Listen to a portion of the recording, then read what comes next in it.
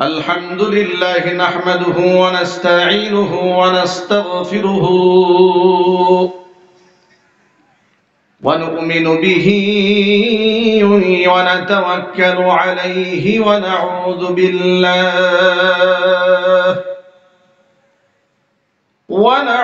بالله من شرور أنفسنا ومن سيئات أعمالنا من يهده الله فلا مضل له ومن يضلله فلا هادي له ونشهد أن لا إله إلا الله وحده لا شريك له ونشهد أن سيدنا ونبينا وحبيبنا وشفيعنا ومولانا محمدا عبده ورسوله الذي أرسله بالحق بشيرا ونذيرا وداعيا إلى الله بإذنه وسراجا منيرا. أما بعد فأعوذ بالله من الشيطان الرجيم. بسم الله الرحمن الرحيم. إن الله وملائكته يصلون على النبي يا أيها الذين آمنوا صلوا عليه وسلموا تسليما. اللهم صل على محمد وعلى آل محمد كما صليت على إبراهيم وعلى آل إبراهيم إنك حميد مجيد. اللهم بارك على محمد وعلى آل محمد كما باركت على إبراهيم وعلى آل إبراهيم إنك حميد مجيد. محبته প্রাণ খুলে সকলে মিলে কিছুক্ষণ জিকির করুন লা ইলাহা ইল্লাল্লাহ।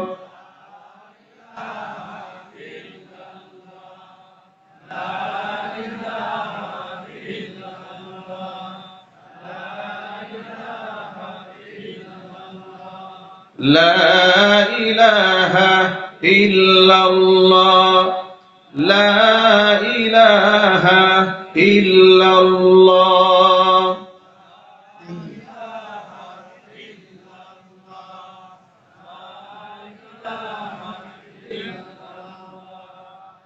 لا إله إلا الله لا إله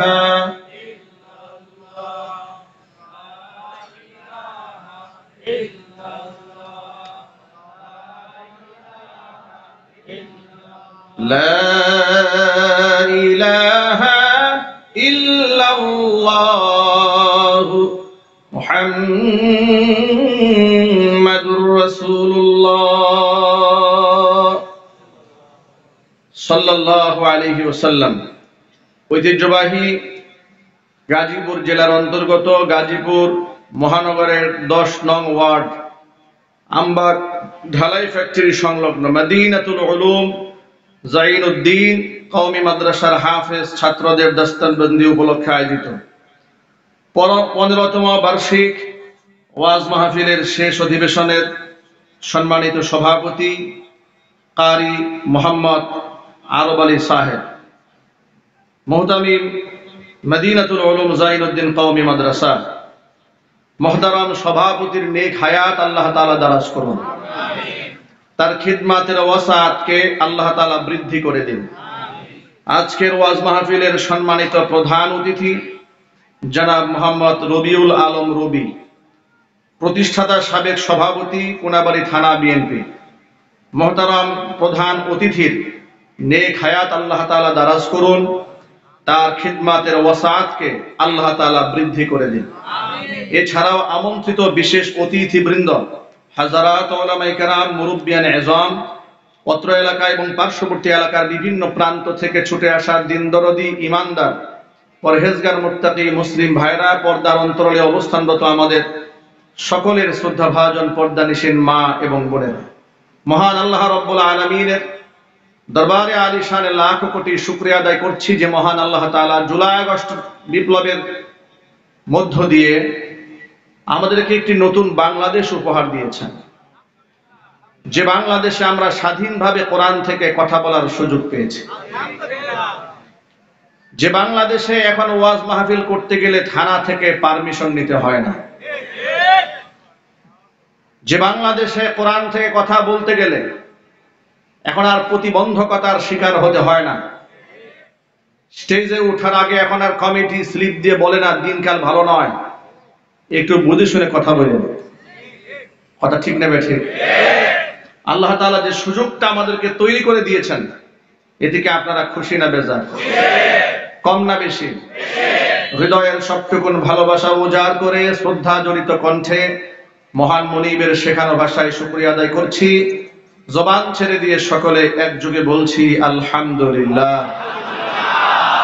রব্বানা লাকাল হামদ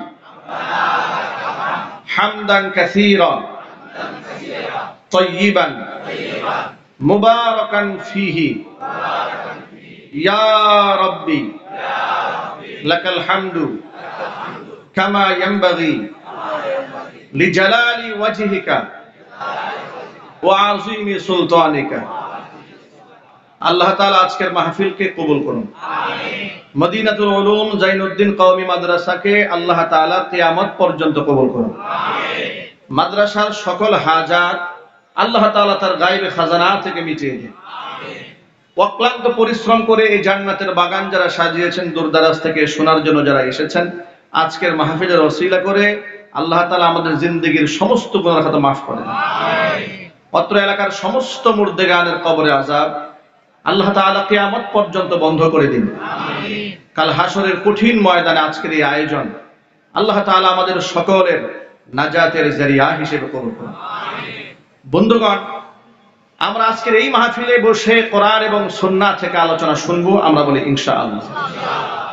কোরআন সুন্নাহর জ্ঞান এ মহামূল্যবান সম্পদ, যে সম্পদ অর্জন করা সকল মুমিন মুসলমানের জন্য আল্লাহ তাআলা ফরজ করেছেন। নবী করিম সাল্লাল্লাহু আলাইহি সাল্লাম বলেছেন, তালাবুল ইলমি ফরিদাতুন আলা কুল্লি মুসলিমিন ওয়া মুসলিমা। প্রত্যেকটা মুসলিম নরনারীর জন্য পর্যাপ্ত পরিমাণ দ্বীনের ইলম শিক্ষা করা ফরজ। দ্বীনের ইলম যদি না থাকে তাহলে ঈমানও ঠিক থাকবে না, আমলও ঠিক থাকবে না। কথা বলেন ঠিক কিনা বলেন? ইলম যদি না থাকে ঈমান ঠিক থাকবে? আমল ঠিক থাকবে? এই জন্য আল্লাহ রাব্বুল আলামিন নবী করিম সাল্লাল্লাহু আলাইহি ওয়াসাল্লামের উপর নাজিলকৃত প্রথম হুকুম ইকরা, আপনি পড়ুন। সুবহানাল্লাহ। সুবহানাল্লাহ। এটা হচ্ছে প্রথম হুকুম, আপনি পড়ুন ইকরা। আল্লাহর নবী সাল্লাল্লাহু আলাইহি ওয়াসাল্লাম জবাব দিয়ে বললেন, মা আনা বিকারিন। জিবরাইল এসেছেন হেরা গুহায়। জিবরাইল আলাইহিস সালাতু ওয়াস সালাম আল্লাহ রাসূলকে বলছেন ইকরা, আপনি পড়ুন। নবী জবাব দিয়ে বলছেন, মা আনা বিকারিন, আমি তো পড়তে জানি না। রাসূল পাক সাল্লাল্লাহু আলাইহি ওয়াসাল্লাম পড়তেও জানতেন না, লিখতেও জানতেন না।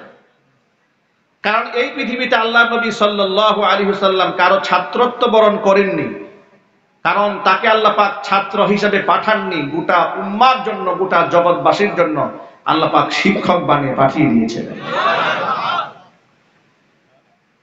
নবী করিম সাল্লাল্লাহু আলাইহি ওয়াসাল্লাম বললেন, মা আনা বিকারিন, আমি পড়তে জানি না।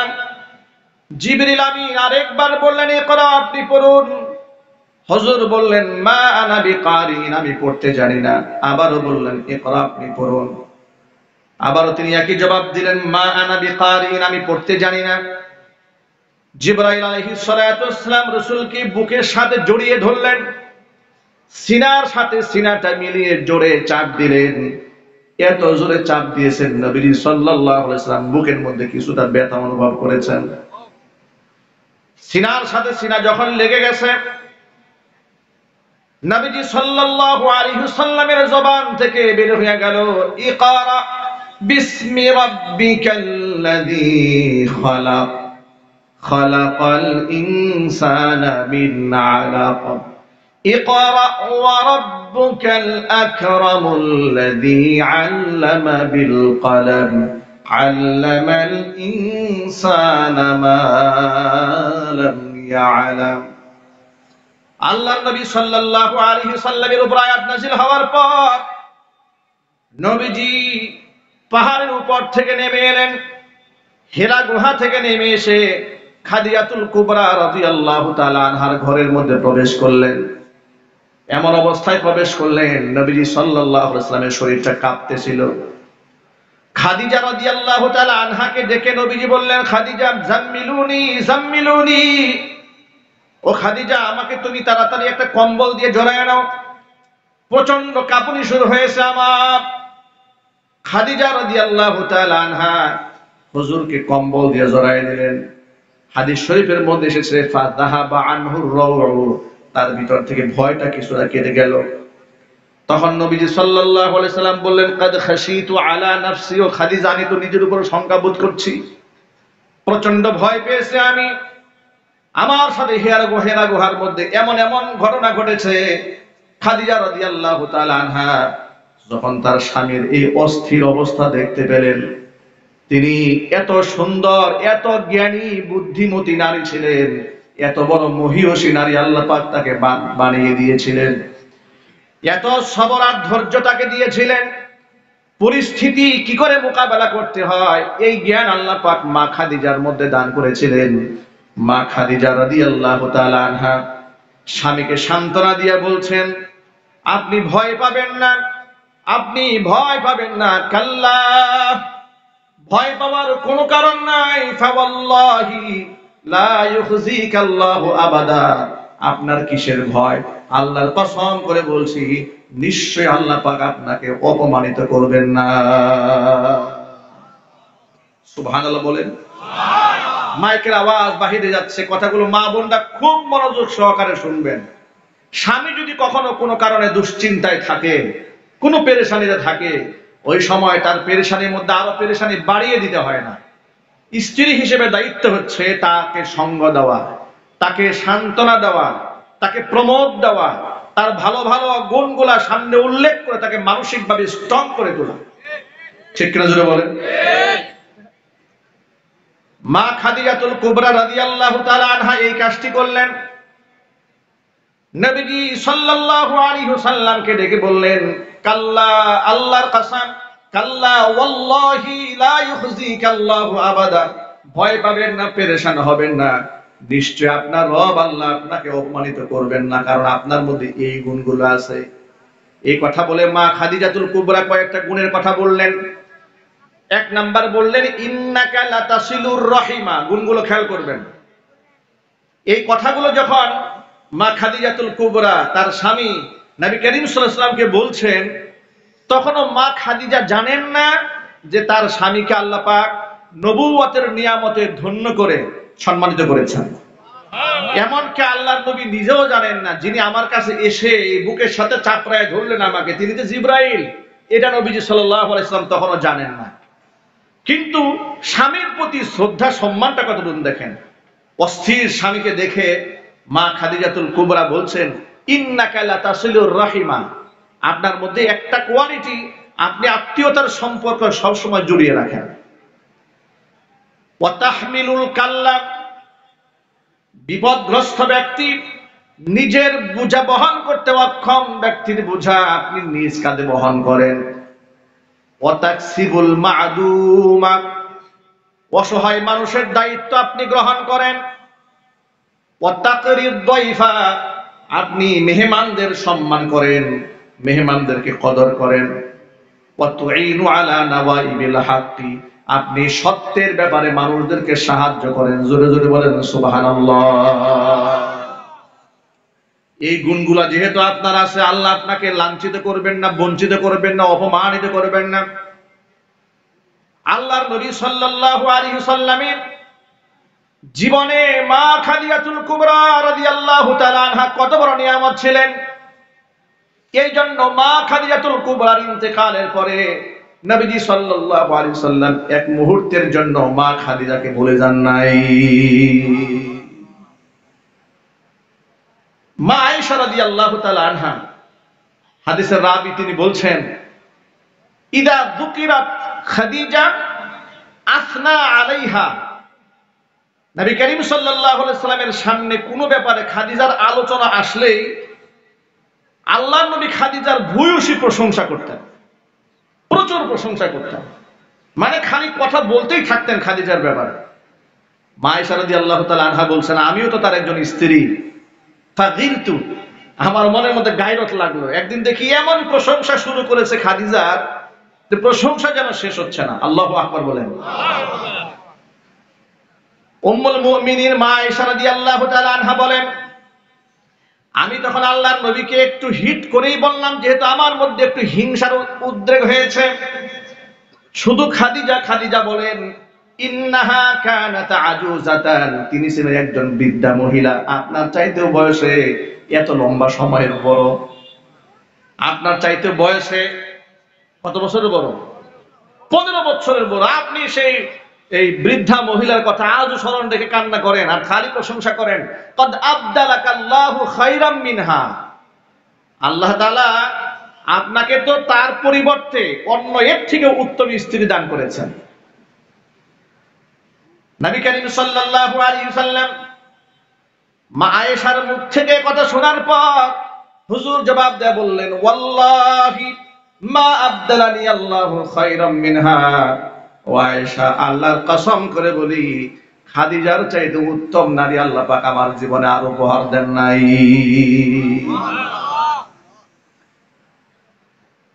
খাদিজার ব্যাপারে আল্লাহর নবী বর্ণনা করতে গিয়ে বলেন, কদ আমানাত বি ইয কাফারা বিয়ান নাস, সমাজের মানুষরা যখন আমাকে অস্বীকার করেছে, সমাজের মানুষরা যখন আমাকে অস্বীকার করেছে, ওই সময় খাদিজা আমার উপর ঈমান এনেছে। ওয়া সাদ্দাকাতনি, আমাকে সত্যায়ন করেছে। ইয কাযযাবানিয়ান নাস, মানুষ যখন আমাকে মিথ্যাবাদী বলেছে, ঠিক ওই কঠিন মুহূর্তে খাদিজা আমাকে সত্যবাদী বলেছে। ওয়া ওয়াসাতনি ইয হারামানিয়ান নাস, মানুষ যখন তার সম্পদ থেকে, তাদের সম্পদ থেকে আমাকে বিমুখ করেছে, তখন খাদিজা তার সম্পদ দিয়ে আমাকে সাহায্য করেছে।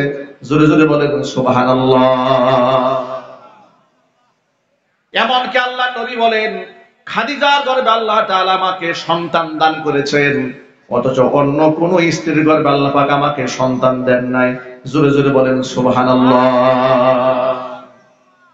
উম্মুল মুমিনিন, এই ইমামদারদের মা, তামাম পৃথিবীর সকল ইমামদারদের মা, মা খাদিজাতুল কুবরা রাদিয়াল্লাহু তাআলা আনহার ব্যাপারে নবীজি সাল্লাল্লাহু আলাইহি ওয়াসাল্লাম বলেছেন, এই পৃথিবীতে যত রমণী আছে, যত নারী আছে, সমস্ত নারীদের মধ্যে জান্নাতের 4 জন নারী সর্বাধিক সম্মানিত হবে। এর মধ্যে 1 নাম্বার হচ্ছে খাদিজা বিনতে খুয়াইলিদ। খাদিজা রাদিয়াল্লাহু তাআলা আনহা সম্মানিত হবেন, জান্নাতি। আরেকজন হচ্ছেন ফাতিমাতুজ জাহরা রাদিয়াল্লাহু তাআলা আনহা, জান্নাতে সম্মানিত হবেন। আরেকজন হচ্ছে হযরত মারিয়াম আলাইহাস সালাতু ওয়াস সালাম। আরেকজন হচ্ছে ফিরাউনের স্ত্রী আসিয়া আলাইহাস সালাতু ওয়াস সালাম। এই যে খাদিজাতুল কুবরা রাদিয়াল্লাহু তাআলা আনহা জান্নাতের সমস্ত রমণীদের মধ্যে এত মর্যাদার পাত্রী হবেন, এর পেছনে কারণটাকে আল্লাহর নবী তো নিজেই ব্যাখ্যা করলেন, যে খাদিজা আমাকে সম্পদ দিয়ে সহযোগিতা করেছে, খাদিজা আমাকে সান্ত্বনা দিয়েছে। মানুষ যখন আমাকে মিথ্যাবাদী বলেছে, আমার খাদিজা আমাকে সত্যবাদী বলেছে। এমনকি খাদিজা গর্ভে আল্লাহ পাক আমাকে সন্তান দান করেছেন, অন্য স্ত্রীর গর্ভে আল্লাহ আমাকে সন্তান দেন নাই। জোরে বলেন সুবহানাল্লাহ। ভাইরা আমার, মা খাদিজাতুল কুবরার সম্মান সীমাহীন। উম্মুল মুমিনিন মা আয়েশা রাদিয়াল্লাহু তাআলা আনহা থেকে বর্ণিত, তিনি বলেন আল্লাহর নবী সাল্লাল্লাহু আলাইহি ওয়াসাল্লামের শান মান এত বেশি ছিল, একদিন মা আয়েশা বলছেন যে আমি ঘরের মধ্যে বসে আছি, এমন সময় বাহির থেকে একটা নারীর কণ্ঠের আওয়াজ শোনা গেল। কণ্ঠের আওয়াজটা শুনতে খাদিজাতুল কুবরার মতো। নবী করিম সাল্লাল্লাহু আলাইহি ওয়াসাল্লাম বিছানা থেকে লাফ দিয়ে উঠে দরজাটা খুলে দিলেন। জোরে বলেন আল্লাহু আকবার। মানে কত মুহাব্বত খাদিজার প্রতি নবীজি সাল্লাল্লাহু আলাইহি ওয়াসাল্লামের, কত মুহাব্বত ছিল। আল্লাহর কাছে রাসূল দোয়া করতেন, হে আল্লাহ, দুনিয়ার এই ছোট্ট ছোট্ট জীবন থেকে আমি খাদিজাকে হারিয়ে ফেলেছি, কিয়ামতের কঠিন ময়দানে আমি যেন আমার খাদিজাকে না হারাই যাই। আমার মায়েরা বোনেরা, স্মরণ রাখুন ভালো করে, আপনি অনুকরণ করবেন মা খাদিজাতুল কুবরা রাদিয়াল্লাহু তাআলা আনহার মতো মহিয়সী নারীকে। আপনি অনুসরণ করবেন উম্মুল মুমিনিন মা আয়েশা সিদ্দিকা রাদিয়াল্লাহু তাআলা আনহার মতো রমণীকে। আপনি অনুসরণ করবেন মা আসিয়ার মতো সম্মানিতা মহিয়সী নারীদেরকে। আপনি অনুসরণ করবেন হযরত মারিয়াম আলাইহিস সালাতু ওয়াস সালামের মতো মহিয়সী নারীদেরকে। সেটা না করে বর্তমান আমার মুসলিম মায়েরা বোনেরা সিনেমার নায়িকাদেরকে ফলো করে, গায়িকাদেরকে ফলো করে, তাদের পোশাকের মতো পোশাক করতে চায়, তাদের আমলের মতো আমল করতে চায়। ইউটিউব ফেসবুকের জামানায় এসে নোংরামো বেহায়াপনা গোটা সমাজের মধ্যে অশ্লীলতা ফেসবুকের মধ্যে ছড়ায় দেয়। এরকম নারী সমাজের মধ্যে আছে না? না, আল্লাহ পাক যেন আমার মা বোনদেরকে হেফাজত করেন। জোরে বলেন আমিন। আবু হুরায়রা রাদিয়াল্লাহু তাআলা আনহু এই পৃথিবীর মধ্যে সর্বাধিক হাদিস বর্ণনাকারী সাহাবী, বিখ্যাত সাহাবী। 5374টা হাদিস একা বর্ণনা করেছেন। এটা সুবহানাল্লাহ বলতে পারেন না? একটা তথ্য আপনাদেরকে জানিয়ে রাখি, 3 জন ব্যক্তি এই পৃথিবীতে সর্বাধিক হাদিস বর্ণনা করেছেন। 3 জন। একজন হচ্ছে হযরত আবু হুরায়রা, তিনি সর্বাধিক বর্ণনা করেছেন। দ্বিতীয় সর্বাধিক হাদিস বর্ণনাকারী সাহাবীর নাম হচ্ছে হুজুরের খাদেম আনাস ইবনে মালিক রাদিয়াল্লাহু তাআলা।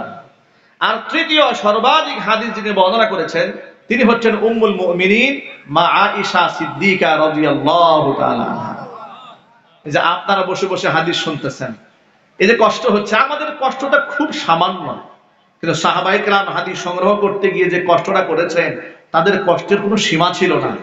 আল্লাহু আকবার বলেন। এই যে আবু হুরায়রা রাদিয়াল্লাহু তাআলা আনহুর নাম বললাম, মাত্র 3 থেকে 4 বছর রাসূলকে পেয়েছেন। কত বছর? মাত্র 3 থেকে 4 বছর রাসূলের সান্নিধ্য গ্রহণ করতে পেরেছেন। এরপর রাসূল ইন্তেকাল হয়ে গেছে।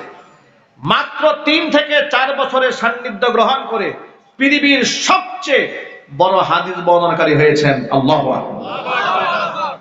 প্রশ্ন হলো, আবু বকর সিদ্দিক রাদিয়াল্লাহু তাআলা আনহু, ওমর ফারুক রাদিয়াল্লাহু তাআলা আনহু, উসমান গনি জিন্নুরাইন রাদিয়াল্লাহু তাআলা আনহু, হযরত আলী কাররামাল্লাহু ওয়াজহা, তারা তো নবীজি সাল্লাল্লাহু আলাইহি ওয়াসাল্লামের খুব কাছের মানুষ ছিলেন।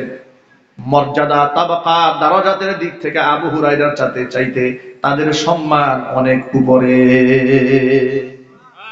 কিন্তু হযরত আবু হুরায়রা এত হাদিস কিভাবে একা বর্ণনা করতে পারলেন, এই তথ্যটা আপনাদেরকে জানাই। আবু হুরায়রাকে প্রশ্ন করা হয়েছিল যে আপনি এত অল্প সময় পেলেন রাসূল পাক সাল্লাল্লাহু আলাইহি ওয়াসাল্লামকে, ইন্তেকালের আগে মাত্র 3 থেকে 4 বছর পেয়েছেন, এতে আপনি সবচেয়ে বেশি হাদিস পেলেন কি করে? আবু হুরায়রা রাদিয়াল্লাহু তাআলা আনহুর জবাবটা শুনেন। তিনি বলেছেন, দেখুন, মুহাজির সাহাবী যারা হিজরত করে মক্কা থেকে মদিনায় এসেছেন তাদের তো বিভিন্ন ব্যবসা বাণিজ্য ছিল, তারা ব্যস্ত থাকতেন বিভিন্ন কাজে। এই যে তারা ব্যবসা বাণিজ্য পরিচালনা করার জন্য দূরে চলে যেতেন। পক্ষান্তরে আনসারী সাহাবী যারা, মদিনার সাহাবী যারা ক্ষেত খামারে চাষাবাদ করতেন, তাদেরও ব্যস্ততা ছিল। পক্ষান্তরে আমি আবু হুরায়রা, আমার কোনো কাজ নাই, খেয়ে না খেয়ে আমি আসহাবুস সুফফার সদস্য হয়ে পেটের মধ্যে পাথর বেঁধে নবীজি সাল্লাল্লাহু আলাইহি ওয়াসাল্লামের হাদিস সংগ্রহ করতাম। মাঝে মাঝে আমার এমন হয়েছে, আবু হুরায়রা বলছেন, মাঝে মাঝে আমার এমন হয়ে যেত, না খেয়ে থাকতে থাকতে আমি মাঝে মাঝে সেন্সলেস হয়ে যেতাম, মাঝে মাঝে হামাগুড়ি দিয়ে চলতাম, মাঝে মাঝে আমি এমন ভাবে ছটফট করতাম, মদিনার সাহাবীরা মনে করত আমার বোধহয় মৃগী রোগ হয়েছে। আমার মাথার মধ্যে তারা পাড়া দিয়া ধরতো, মনে মনে ভাবতো আমার মৃগী রোগ হয়েছে, আমাকে নিয়ন্ত্রণ করতে চেষ্টা করত। আল্লাহর কসম করে বলি, মৃগী রোগ আমার ছিল না, খোদার যন্ত্রণা আমি পাগলের মতো ছটফট করতাম। এইভাবে খেয়ে না খেয়ে কষ্ট করে আমি রাসূলের হাদিসকে সংগ্রহ করেছি। ভাইরা, সেই সাহাবীরা কত কষ্ট করে হাদিস নিয়েছেন, আর আমরা এত আরামে হাদিস নেই।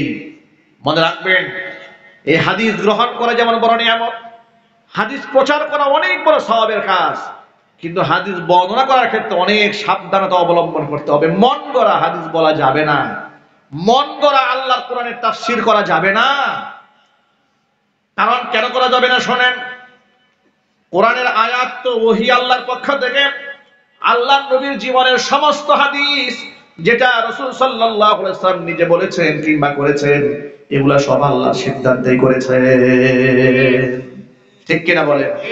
এখন আল্লাহর সিদ্ধান্তে রাসূল যা করেছেন, যা বলেছেন হাদিস, যা সমর্থন দিয়েছেন সেগুলো হাদিস। এখন আপনি নবী করিম সাল্লাল্লাহু আলাইহি সাল্লাম বলেননি, করেননি, সমর্থন করেননি এমন একটা কাজকে আপনি হাদিস বলে